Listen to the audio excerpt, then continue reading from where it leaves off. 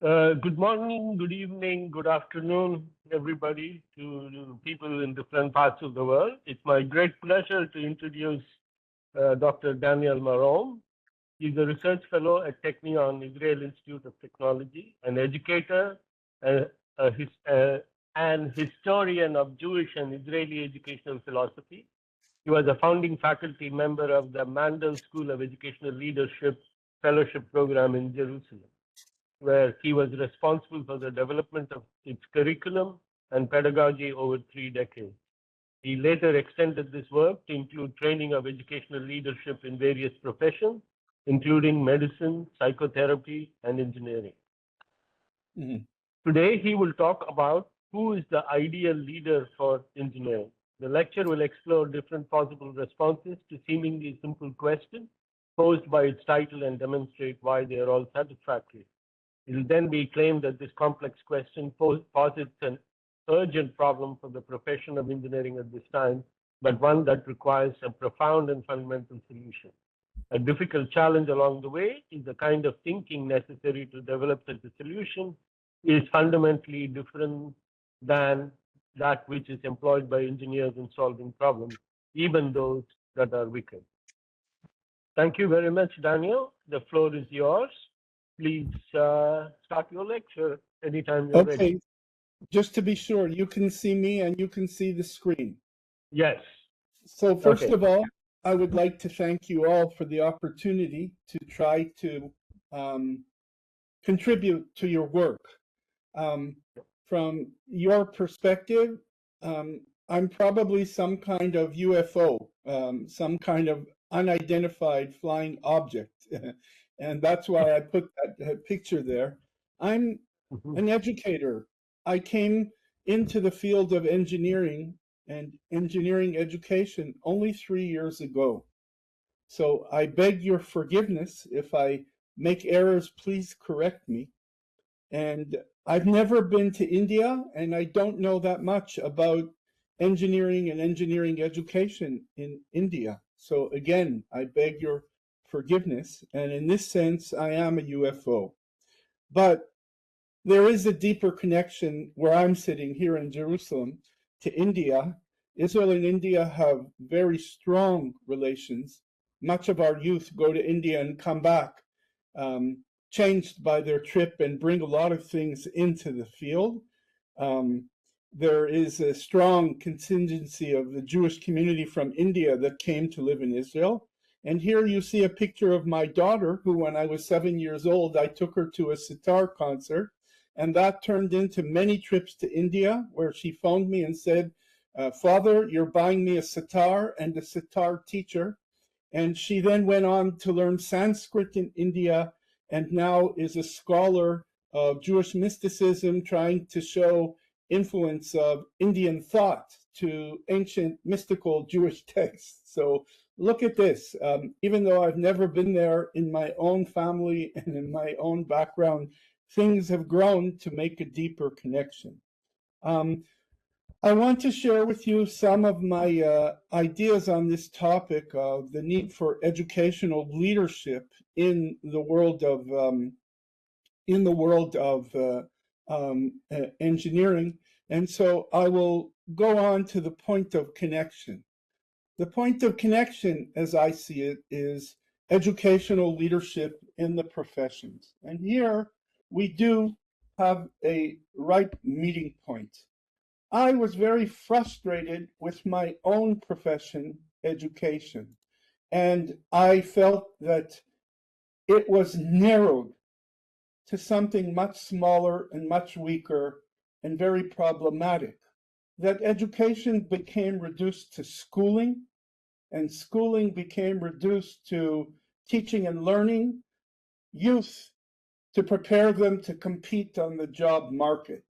And when I came into education, it was about cultivating human beings according to some ideal of the ideal person or the ideal Canadian, where I come from originally, or ideal Jew, or ideal Israeli, and that it's from birth to death in all areas of life, not just cognitive, not just economic.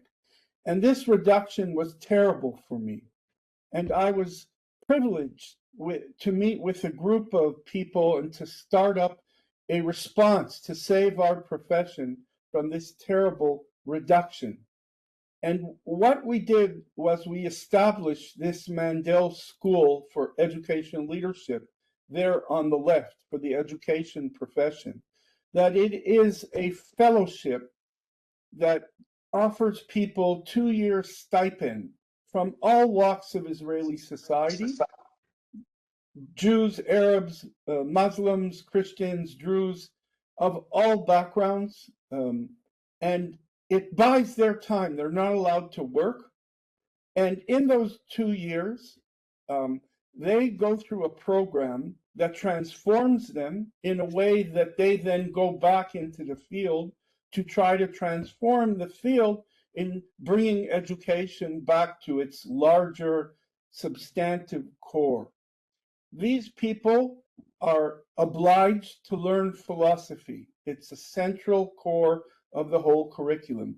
They are also obliged to learn in a group together many different topics that are input to their training, but they work with individual tutors to develop initiatives to change education at all levels, not only schooling, as I said, and they have a project seminar in which they put their initiatives on the table and learn from each other how to make them succeed in the world. When they go back into the field, they're obliged by contract to implement their initiatives on an ongoing basis.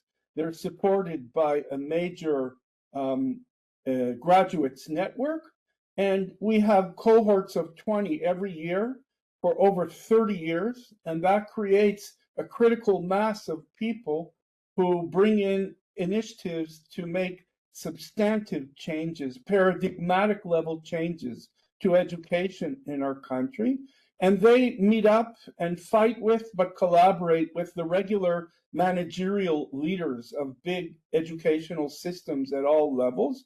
And creating that conflict and creating that synergy and creating that tension was what our idea was that could bring our profession to its deeper sources and make changes for the better. That was my work for 30 years in developing the pedagogy and curriculum of that fellowship. And then I had a health event. I had to get open heart surgery, and I had to rethink everything after that to make my life worthy. And the thing that I thought that I could do that was new, that would justify the gift of prolonged life that I was given, was to make a connection between what I'd learned about how to train educational leaders in my own profession to training educational leaders in other professions, not necessarily with the same model of 2 years, and that's a very expensive program, but even 1 day a week with leaders from these professions, which is how I started in medicine. And then I also went on to work with law, with social work, with psychology, with spiritual counseling and clergy, and developed a whole field of training educational leadership in the profession. At some point, the engineering profession got interested in what we were doing and what I was doing, and they invited me to be a research fellow at the Technion to come in and learn about the field of engineering education, and the field of learning about the possibilities for educational leadership in the field of engineering. Along the way, I was very fortunate in my work in other professions to work with model educational leaders. These are people who had to be outstanding, different, contrarian, independent in thought, deep, paradigmatic level people, because in all the professions, the education of the professional is at the low end of the priority of the profession, even though all admit that it's at the highest end of what is substantive to any profession. So in medicine, I work with Daphna Meitar, a child oncologist and palliative caregiver whose work with patients that she couldn't cure, that she had to accompany, it developed a whole paradigm of medicine as something much more holistic than technically curing health issues, seeing the person as much bigger than just a biological system. And she had tried to implement deep changes in the medical training at pre-service level and hit up against a lot of walls. And together we worked to make primary changes in the training of residents to try to change the whole way that medical education is done. And we thought that if we succeed with residents, it will now reflect back on to the pre-service level. And we work together to this day in making this change one specialty at a time. We're now working with OBGYN, and we hope for it to be a pilot for all 18 specialties in Israel and to make a hospital ward into an educational institution.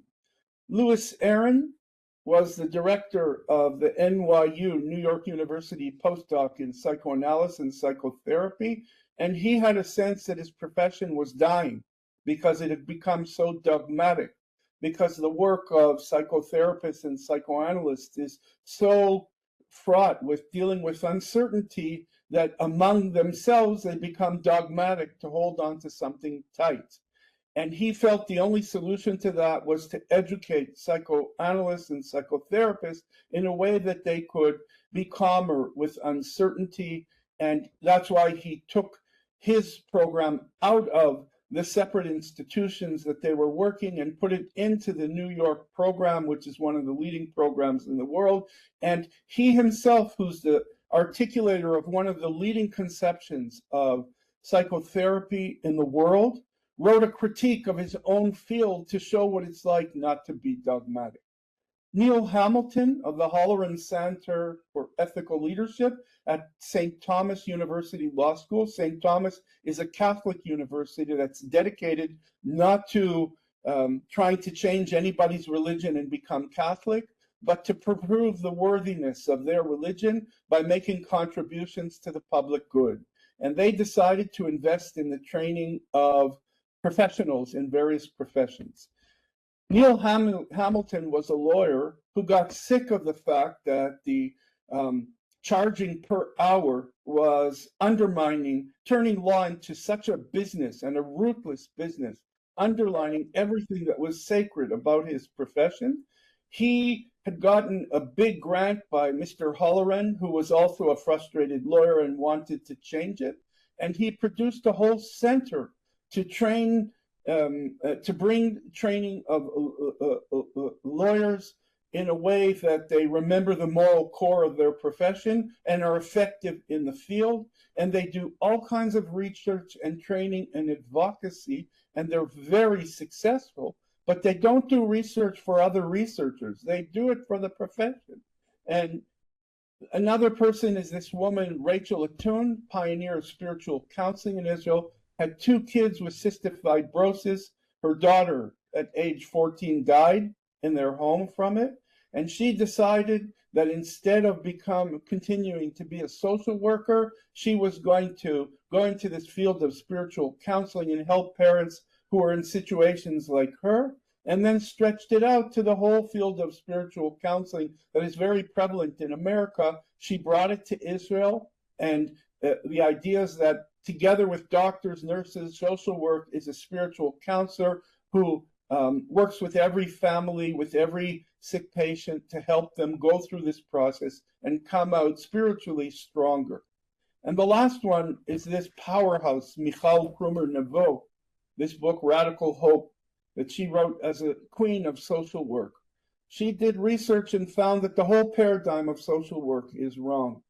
That, in fact, social workers and the systems that deal with people who need help from social work are part of the problem, that instead of helping the people that are needy of them, they're hurting them, they're working against them, and they're not dealing with the main issue, which is poverty.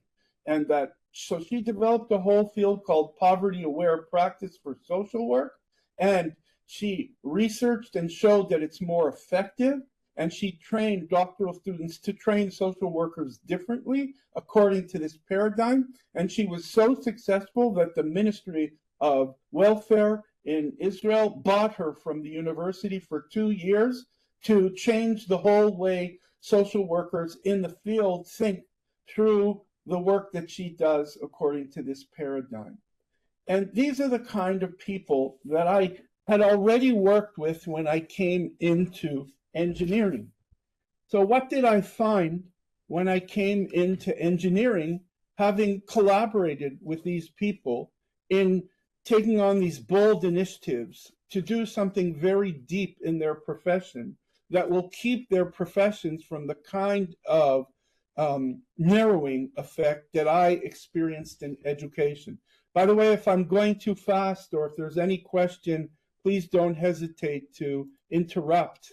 I will move forward fast so that there's time for us to talk about this towards the end. So, but if I'm losing you, please let me know. And if anything I'm saying, even if my language or whatever is too fast or too obtruse, please stop me and let me know.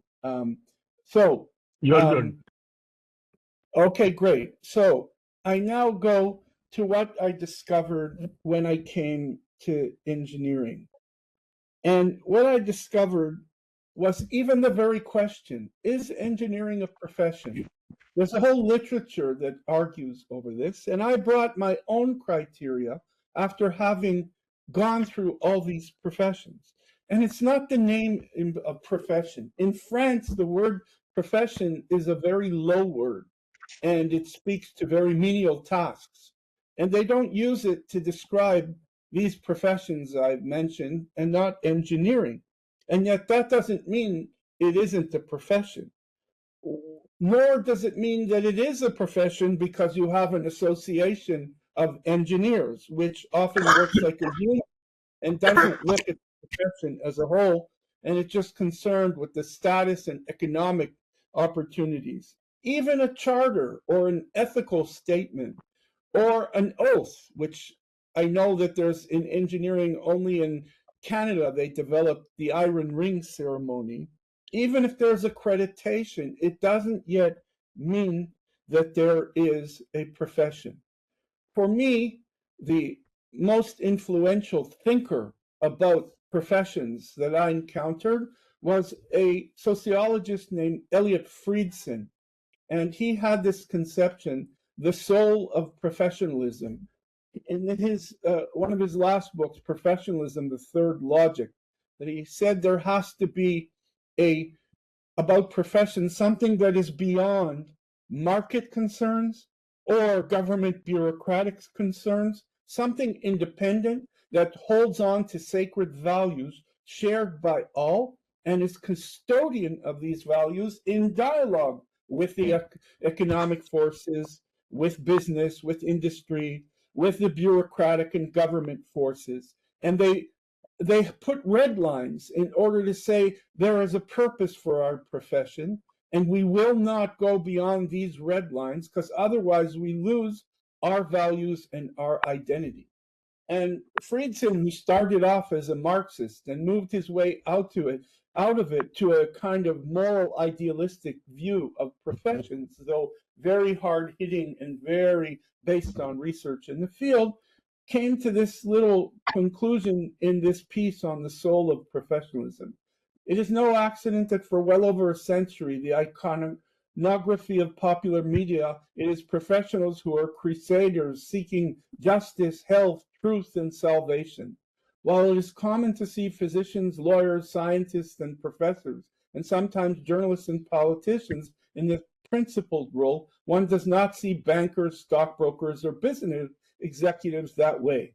There is then still some popular foundation for the professional's claim of license to balance the public good and the needs and demands of the immediate clients or employers. Transcendent values add moral substance to the technical content of disciplines. Professionals claim the moral as well as the technical right to control the uses of their discipline, so they must resist economic and political restrictions that arbitrarily limit benefits to others. While they should have no right to be the proprietors, the owners, as it were, of the knowledge and technique of their disciplines, they are obliged to be their moral custodians. For me, that special definition that goes back to the founder of modern sociology, Durkheim, that there has to be this third logic that is beyond market forces and government forces and is driven by absolute and transcendent values, is a marker, the marker of a profession. And when I came into engineering and looked for this, I discovered instead that there was what a philosopher named Stephen Goldman called social captivity of engineering, that it is so tied in to the economic forces, to the bottom line, profit line of industry, to the needs of government in a way that they're prepared to compromise on so much in order to move fast and solve their needs, that I found engineers to be locked into a professional identity that is not a professional identity per se in these terms. And this was frustrating for me. And then when a second marker of profession in engineering was this notion that professions take that first role that I described by taking hold of the vision and process of becoming an engineer. The professions get to define who is the ideal engineer and what is the process of becoming that engineer. And the thing that drives that vision is those very purposes of the role of the profession in society. That's not an ethical add-on after the fact as some kind of cute titillation that you look at dilemmas. That should be the guiding principle of how professions make their contribution by educating their people generation after generation in these terms. So here I ask you this question. This is one of the leading new models of engineering education put by Ed Crawley at MIT, CDIO, disciplinary knowledge. I don't know how many of you are aware of it. Conceive, there's the C, design, operate, implement, right?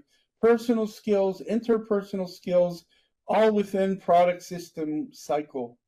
On the top, disciplinary knowledge. On the bottom, technical skills, hands-on. Everything feeds into everything. And this is one of the latest and most recent development models of engineering education at MIT, and it's had an effect all over the world. But when I look at it, I ask the question, what are the purposes of the profession? How are they part of this curriculum? How did Ed Crawley, the designer, create a logic that links those purposes with all these other technical, functional, rational, scientific approaches? Is there an approach of how you become an engineer, not what goes into it, but the stages of growth? It's a hard thing. And the more I went into this, the less I found what I was looking for. There aren't educational leaders in the profession of engineering because it's perhaps not a profession, and it thinks in terms that are problem solving. In this sense, education calls the bluff of a profession. It is a praxeological undertaking, I mean, it's driven by purposes. You don't solve a problem through education. You define an ideal and then you try to achieve it. So it's a purpose-drivenness is a professional, ethical precondition for education. And the integrity between ideas, practices, and evaluations is its standard.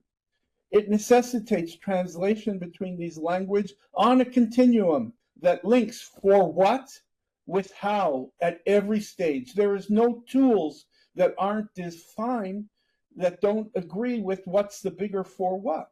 And for this reason, philosophy is a critical practical tool for educational planning, implementation, and evaluation. Education is not what I said is it's been reduced to schooling, training. There it is devoid of philosophy. So education itself is undermining itself as a profession. But as I brought it into engineering education, what I discovered again was that they were engineering training, but not educating engineers. Engineering training for engineers, but not educating, in my sense, engineers to be part of a purposeful profession. What I discovered was a very functional, instrumental approach to educating engineers. There was no introduction in most of the settings that I saw, a general introduction to engineering. Welcome, young person, come into our profession. These are our purposes. These are our values. This is how we work in the big picture of things. Then go into your specialties. No, people went right into their specialties. They came out. In Israel, there is hardly any move, any kind of, like in medicine, a residency or an apprenticeship. You get a BA, you're taught by engineering scientists, not by engineers. You get a smattering of little exercises that in some ways begin to speak to what you'll do as an engineer. But you don't have this big picture from coming in at the beginning and lifelong learning all the way. You get handed over to industry, and industry complains. These people are great at passing exams in physics and math and everything. But oh my God, we have to train them to be engineers from get-go. And we have very specific purposes. We're not in the business of training engineers for their growth as professionals. We're here for our bottom line profit. And we need people to be engineers, and we'll train them in that way. So maybe continuing education will pick up what's missed in all this. No, continuing education is so much keeping up with the pace of innovation that it's drunk in going towards that direction. And so you see, as I discovered engineering, it might be different in India. It was like this in India, in America, in Canada, in England to a certain degree, in China, in different places. An example, as I said, was it's a kind of divide and conquer principle where everybody says that at the Technion itself, most of the faculty, when I tried to bring them into educational conversations, they said, you know, my career advancement doesn't count if I'm a good teacher. And to make me a better teacher, give me some tools. But when I said, but what about the purposes of engineering? They said, leave me alone. That's not my job. I'm here to do research for a university. So how do you know how to train engineers? My stuff is relevant. They'll put it together. And this, in my mind, was a kind of bankruptcy. And I asked myself, how at this point am I going to find an educational leader? How can I create some kind of miniature fellowship? I couldn't get people in academy to come one day a week to a training for educational leadership. In industry, they were more open to it, but then we had all kinds of problems from the corona to Iran wrecking the computers of the Technion, and then the war that we have, this terrible strife here, and it wasn't time to talk about it. And yet I became more and more clear that in any profession, how much more in the profession of engineering, educational leaders of a profession are not just specialists in one aspect of being in the profession. They are the leaders of that profession. That what engineering needs most in order to be a profession, as I see it, is educational leaders who take responsibility from beginning to end, in-service, pre-service, continuing education for the development of ideal engineers according to some shared ideal of the role of engineering in society beyond market and bureaucratic forces. And they mean it, and they have a coherence, and they are based on a philosophical view of the profession. Instead, what I found here's a person who asks the right questions, offers some answers, but altogether I discovered this thing called the philosophy of engineering that at the Technion they didn't know it existed. And I discovered Carl Mitcham, who's one of the pioneers of that field. That's where I met you, Sab, at the FPET, the Forum for Philosophy, Engineering, and Technology. It's a small group that cares about the philosophy of engineering. And he put the true grand challenge, like in the UN, for engineering, self-knowledge. Engineering programs like to promote innovation and product creation, and to some extent in pedagogy, yet almost never in critical thinking about what it means to be an engineer. Surely the time has come for engineering schools to become more glorified trade schools whose graduates can make more money than the hapless English majors. How about engineers who holistically, like Daphne in medicine, and critically think about their own role in making our world and assist their non-engineering fellow citizens as well in thinking that goes beyond superficial promotions of the new, of innovation? And where might engineers acquire some tools with which to cultivate such abilities? One place to start would be through engagement with the traditions of thought and critical self-reflection that emerged from the original axial age, what we now call the humanities.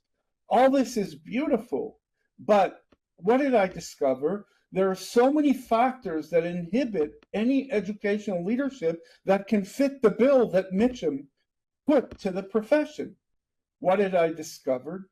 Professional organizations are captive to market forces over and above the calling of engineering. I found this in the associations of engineers, in the accreditation of engineering education in universities.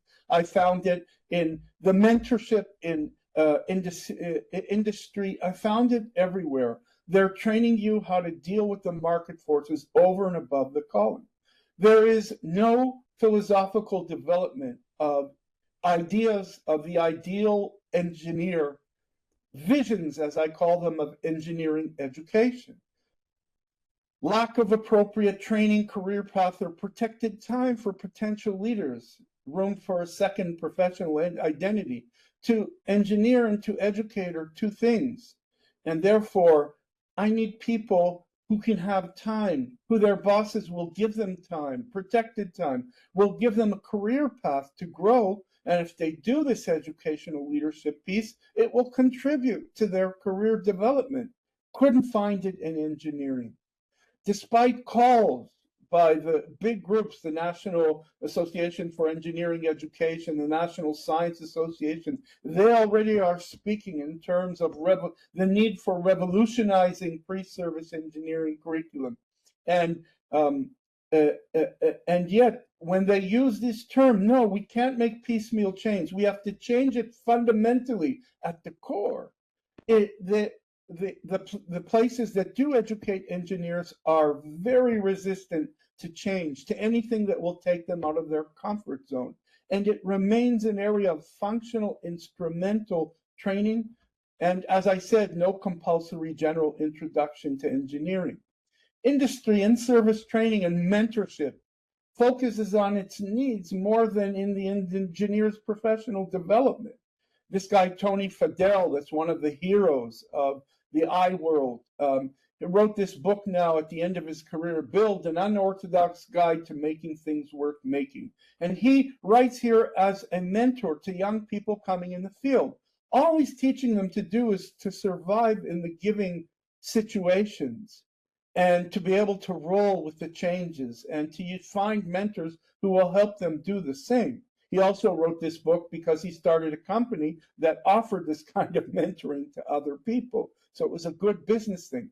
But nowhere did he think maybe we should think about roles for engineering in society besides being part of the same rat race for the bottom line of profit. I might be caricaturizing to some degree, but when I look for the kinds of things that Carl Mitchum was talking about, the kind of thinking about what is the meaning of being an engineer, I couldn't find it. Continuing education is focused on keeping up with the pace of development. As Guru Madhavan tells us, engineering isn't only innovation, it's also maintenance. But no, you have to be faster, you have to be quicker, you have to keep up with the changes. And there's something about that in a deeper language, there's a kind of neurotic capturing of engineers into this, we must create and create. And Freud, the father of modern psychology, said engineer solves the problems that it creates. It's in this internal neurotic loop. And so continuing education is just about keeping up with the changes. Lack of social and cultural awareness training and care. This is one of the deepest challenges to doing what I'm talking about. It's not that they don't have a vision of their role of society, they don't have an awareness of what's outside problem solving. So Donna Riley, who's one of the deans of the major schools of engineering in America, is a researcher, and she did research on jokes that engineers tell. And the first joke was about three of them that go to a guillotine: lawyer, a cleric, and an engineer.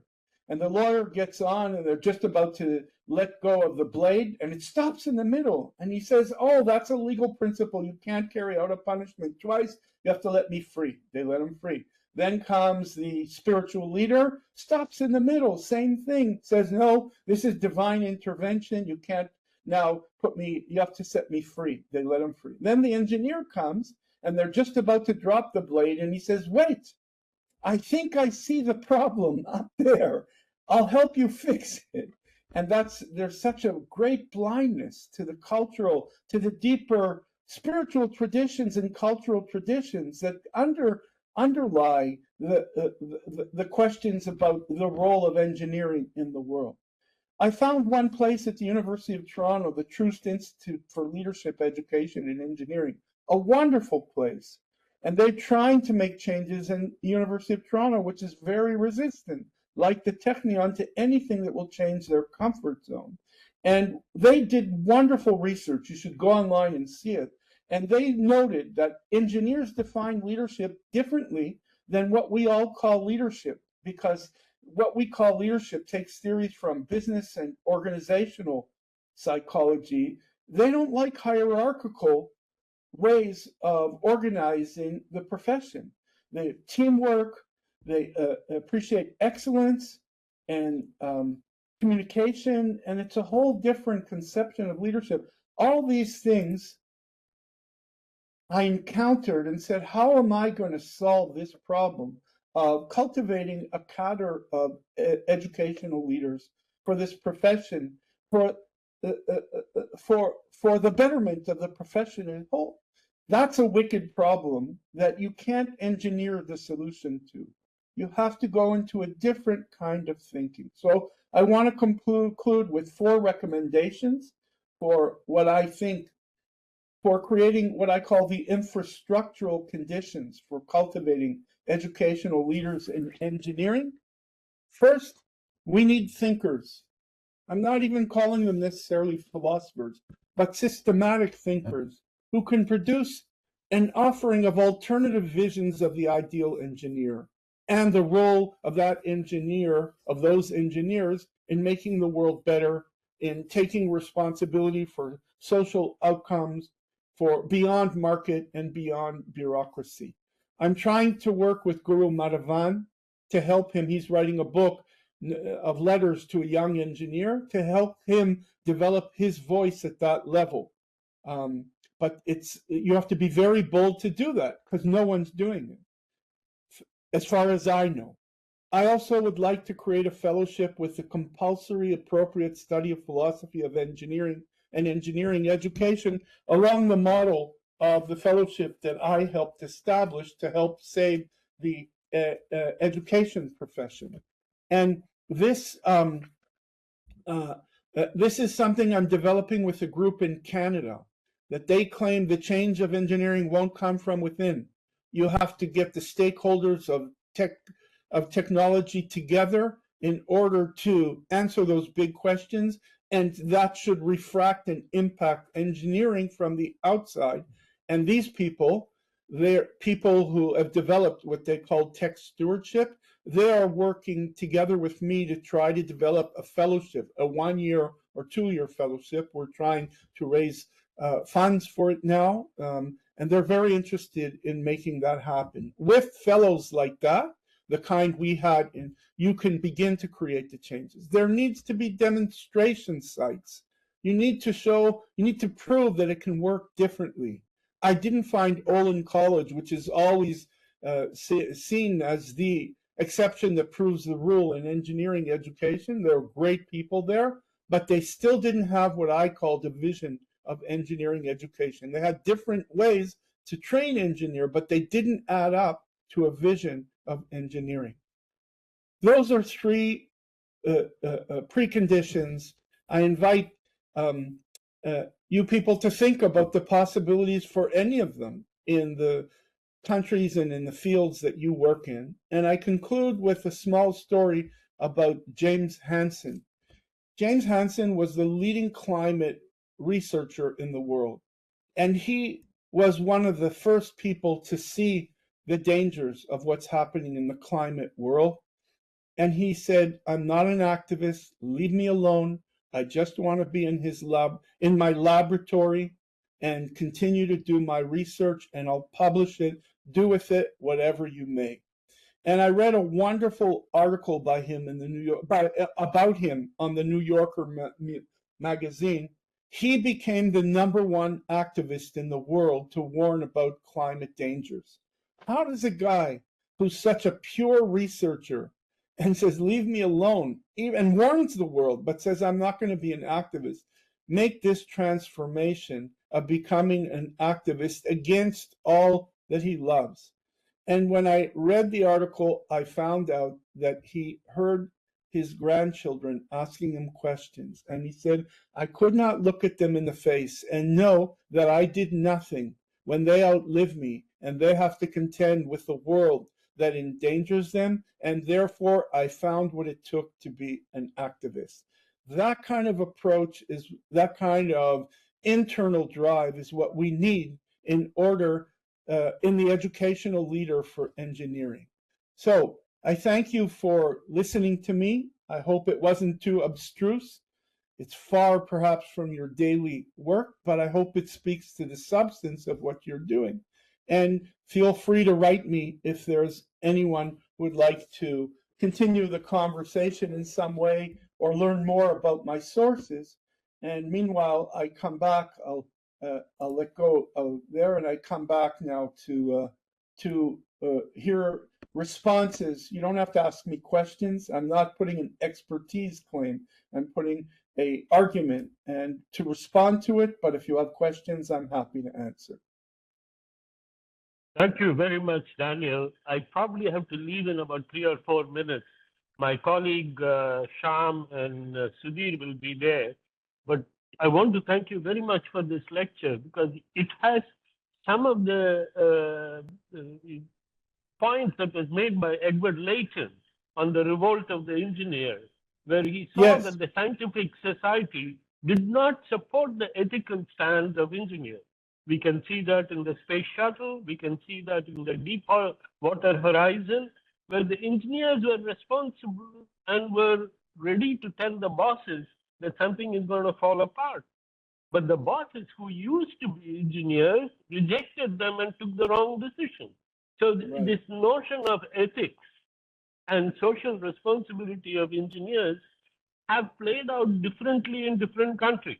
For example, in France, the engineer is a state bureaucrat who is building the state, right? It has always been the case. On the other hand, in UK, it is the tinkerers who became the engineer, whereas in US, it is the people from the middle and working class who became engineers. So the relationship between society and engineering was always a little bit frayed in the US. And I won't say anything about India. Other people can say better. But thank you very much for this lecture, because I think it is important to figure out what is the role of an engineer in a society. And Carl Mitchum brought out the notion of engineer as a bureaucrat, but I think you are going much farther than that in order to say engineer as a social citizen who participates and enhances the society. Thank you very Just much, and I will let others talk to you more. Yeah. with pleasure. Just one small comment. Watch out for the word ethical. People who want Yeah. to sideline the big picture of purposes, a philosophy of engineering, a portrait of the ideal engineer, they said, okay, we'll tack on to the tail of the profession dilemmas, ethical dilemmas. And that's the way they get around the big question of what are the purposes of the profession. It should be at the head of the profession, not at the tail. And so beware, often ethical is used as a strategy to sideline everything we're talking about. Very interesting. Thank you for the comment. Yeah. Thank you again. I'm going to run. Yeah. Yeah, I will talk to you later another time. Yeah. Okay. Okay. Thank you. Yeah, please speak up if you have any question or comments. I think this has been a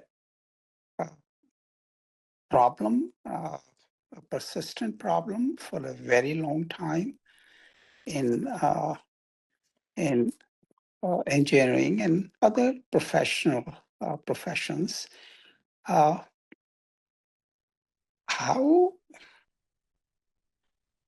and it seems that emphasis on research also cuts into attention given to thinking about better teaching instruction. I always thought that research and teaching are complementary, and it's not a good idea to set teaching and research as if they cut into each other. They do, I think, supplement each other, complement each other, and yet it is a very prevalent view that if you do one better, you can't do the other very well.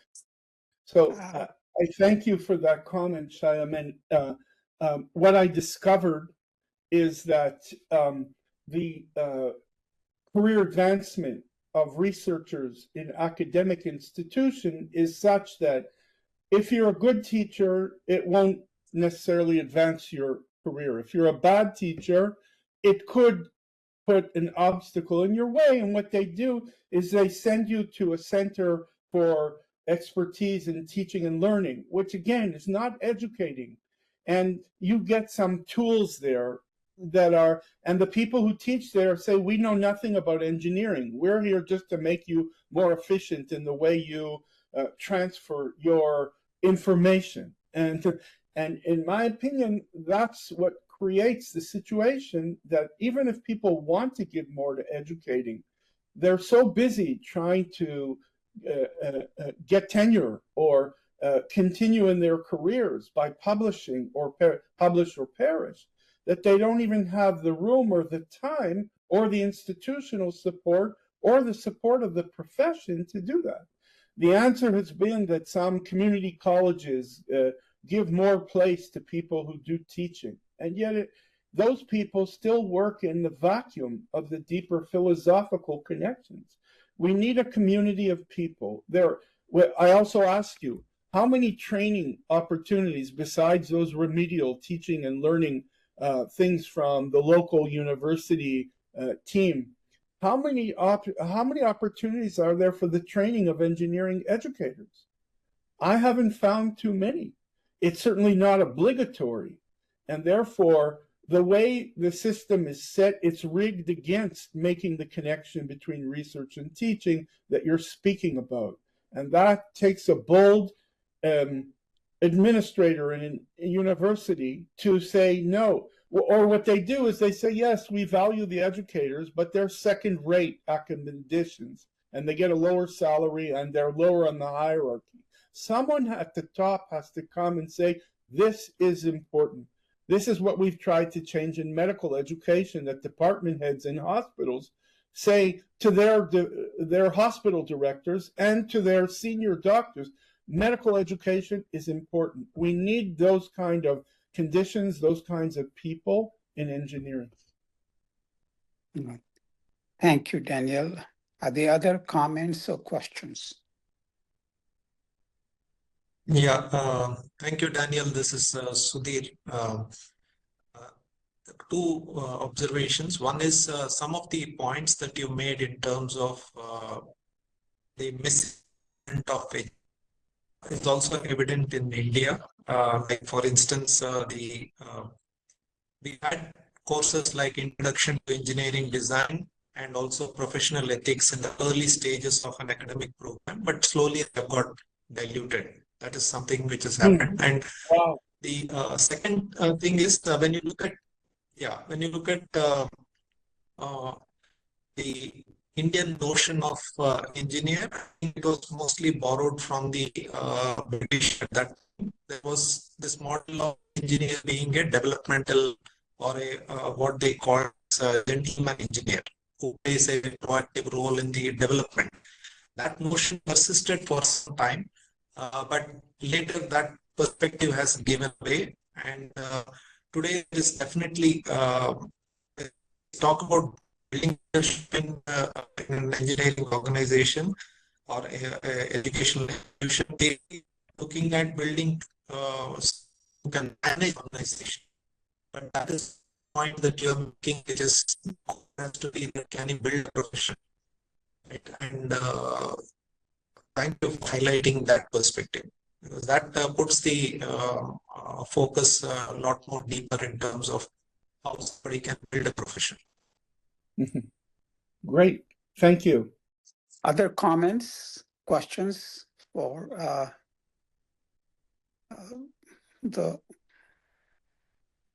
do you know, may I go back to another question then?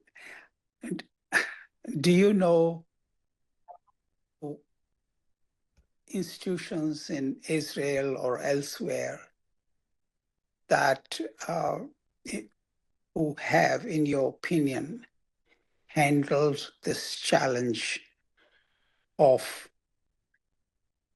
engineering education, Yes. excellent education combined with research well? So I refer you to a project of the Carnegie Foundation for the Advancement of Teaching that is situated in Palo Alto next to Stanford, but it's part of a foundation. And when its president was a man named Lee Shulman, a professor of education of blessed memory, he decided to devote his whole time to making education in the professions better. And they worked with about 5 or 7 different professions. And they produced research and fora and training opportunities for leaders in those professions. And they produced also reports and books with recommendations. And one was on educating engineers. And it was done by a team of 4, but the woman who led it was Sherry Shepard. And they talked about the ABCs of what it's going to take in order to make this kind of change in engineering education. She personally is a great resource, in my opinion. And that book is a very good entry point into thinking about that. And Carnegie, after Lee Shulman, went in different directions. But another co-author of that book is a man named William Sullivan that was part of the team, and he's a philosopher. And he was part of a whole philosophical movement that said that societies are moving away from communal values, from commitment to citizenship, to it's undermining the social capital. And he was part of a group that, under the title Habits of the Heart, tried to create a whole movement that keeps the elites focused on the shared values of the society. And he wrote a book called Work in Integrity, where he defines the whole direction that's necessary for a profession. And the one profession that was influenced the most by the Carnegie people was law education. And I think engineering can learn a lot from them and from Halloran Center at St. Thomas and the kind of work they do. Go on their website, it's a model. But before that, you have to have the will, and you have to be willing to pay the price, because it's not you won't get a lot of compliments, you'll get a lot of frustration, but you'll find a lot of hungry people who would like if it would be different. But the first decision is whether there is anybody we can follow their lead or not. We have to be leaders in our own right and go into the empty zone, to the vacuum, and create change. But if you want to, I certainly can refer you to some of the lonely educational leaders like Sherry Shepherd that I found, and like this fellow Bill Sullivan, and a few others around the world that I've tried to bring into this notion of this fellowship with the Canadian group I'm working in. And I can connect you with those people if you would like to learn from them. But it really takes an internal decision to make a left turn and say this is important, and to bear the brunt of that and move from there forward. I'm hoping that Guru will work with me to develop his philosophy of engineering education. If you have one, you'll have someone who disagrees with it, and they'll produce a second one, and then a third and a fourth, and then you can create a debate between them. That's one of the conditions for the infrastructure, I'm hoping. And if you know of anyone who's willing to do that work, I know how to help them develop their voice. Yeah, I think we will be announcing the next talk shortly. We're trying to figure out a person for that. So thank you, Daneil. Thank you for taking time to speak to us on a very important aspect of engineering and leadership. So we look forward to probably interacting. People can reach out to you as well if they are interested to discuss this further. And we like your idea of trying to create a network of people who will keep challenging this in different forum. And that is something all of do that. Thank you very much. Thank you all for joining today's talk. Thank you. Thank And you this- for the opportunity. And the video of this lecture will be put on our website. Okay, so it'll be available for others to watch again. Thank you again. Thank Bye-bye. Bye-bye.